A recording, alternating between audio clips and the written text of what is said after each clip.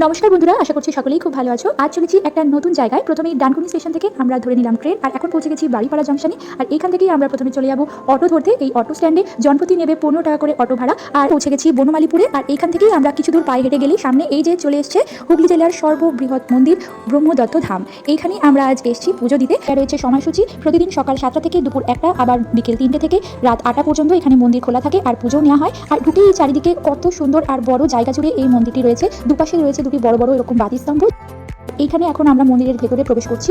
মন্দিরে এরকম আরতি হয় খুব সুন্দরভাবে, আর এখন সেটাই চলছে। এরপর এখানে আমরা পুজো দিয়ে নিলাম, আর সাথে এখানে আমি 3বার ঘন্টাও বাজিয়ে দিলাম। আর সামনেই রয়েছে খুব সুন্দর একটা কুর্মা অবতারের মূর্তি। এই প্রথম আমি কোনো ব্রহ্মার মন্দির দেখলাম। আর দুপুর 1টা থেকে ওরা প্রসাদ দেওয়ার এই যে লাইন পড়েছি, আর সাথে সাথে দিয়ে দেবে টোকেন খাওয়ার জন্য। শুধুমাত্র সারা সপ্তাহে বৃহস্পতিবারই এই ভোগ খাওয়ানোর নিয়ম আছে। আর লাড্ডু গণেশের মূর্তি, আর অন্যদিকে রয়েছে কপিল মুনির একটা মূর্তি।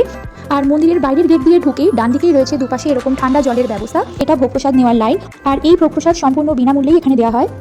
দেখতেই পাচ্ছ উপরে রয়েছে সুন্দর পাখার ব্যবস্থা। আর অলরেডি আমাদের সাথেই হাতে পড়ে গেছে থালা, আর এখন দিয়ে দিচ্ছে গরম গরম ভাত, আর সাথে পড়ে গেল মুগের ডাল, বেশ ঘন করে দেওয়া মুগের ডাল, সাথে আলুও রয়েছে।